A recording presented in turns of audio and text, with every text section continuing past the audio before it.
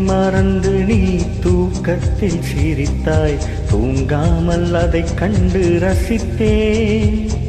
தூக்கம் மறந்து நான் உன்னை பார்க்கும் காட்சி கனவாக வந்ததென்று நினைத்தேன். யாரும் மானிடரே இல்லாத இடத்தில் சிறு வீடு கட்டிக்கொள்ள தோன்றும். நீயும் நானும் அங்கு வாழ்கின்ற வாழ்வை மரம் தோறும் செதுக்கிட வேண்டும்.